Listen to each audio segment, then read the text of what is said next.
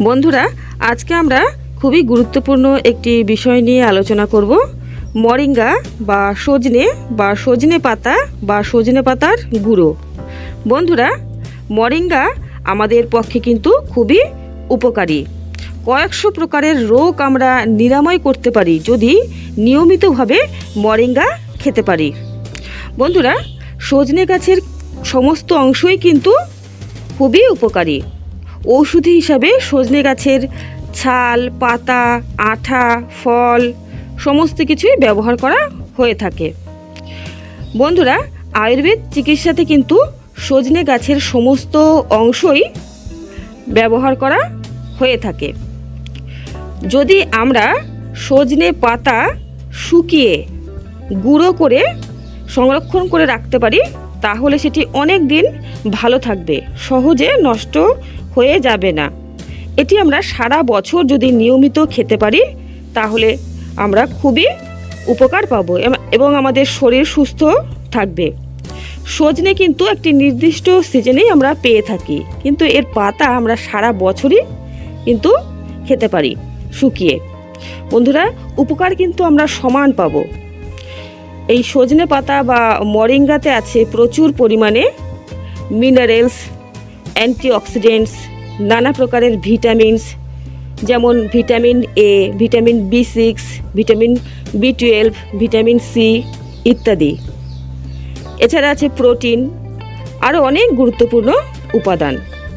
বন্ধুরা, নিয়মিত যদি আমরা এই মরিঙ্গা খেতে পারি তাহলে কিন্তু আমাদের হার্ট ভালো থাকবে, আমাদের চোখের দৃষ্টিশক্তি ভালো থাকবে, আমাদের স্মৃতিশক্তিও কিন্তু ভালো থাকবে।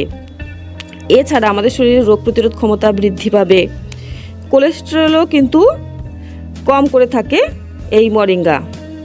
বন্ধুরা, মরিঙ্গাতে প্রচুর পরিমাণে ক্যালসিয়াম আছে যা হাড় শক্ত করে থাকে। বন্ধুরা, এই মরিঙ্গা যদি আমরা নিয়ম করে খাই তাহলে আমাদের শরীরে রক্তাল্পতা বা অ্যানিমিয়া কখনোই দেখা দেবে না। এটি আমাদের শরীরে শক্তি প্রদান করে থাকে।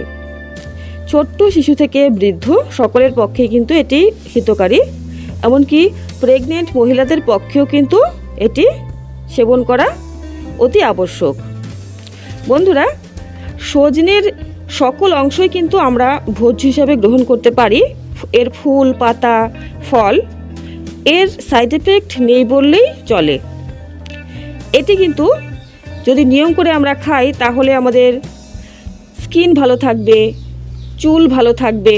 আর ডায়াবেটিস রোগীদের পক্ষে কিন্তু এটি খুবই হিতকারী। এটি রক্তচাপকেও কিন্তু নিয়ন্ত্রণ করে থাকে। এছাড়া বন্ধুরা, এটি যদি নিয়মিত খাওয়া যায় তাহলে যে কোনো ধরনের ত্বকের ইনফেকশন থেকেও কিন্তু আমরা রক্ষা পাব। বন্ধুরা, এটি যদি আপনারা সজনে পাতা গুঁড়ো করে খান তাহলে প্রত্যেক দিন সকালবেলা খালি পেটে 1 চামচ পরিমাণ গুঁড়ো মুখে দেবেন এবং তারপরে 1 গ্লাস ঠান্ডা জল দিয়ে এটি গিলে ফেলবেন। এভাবেও খেতে পারেন, অথবা 1 গ্লাস পরিমাণ ঠান্ডা জলের মধ্যে 1 চামচ পরিমাণ সজনে পাতার গুঁড়ো মিশিয়েও খেতে পারেন। তবে বন্ধুরা, ঠান্ডা জলের মধ্যে যখন এর গুঁড়োটা মিশাবেন তখন কিন্তু এটি একেবারেই মিশে যাবে না, খানিকটা ইসবগুলের ভুসির মতো। এটি কিন্তু পুরোটা মিশবে না জলে, ওই অবস্থাতেই খেয়ে নেবেন, তাহলে কিন্তু এর উপকারিতাটা পাবেন।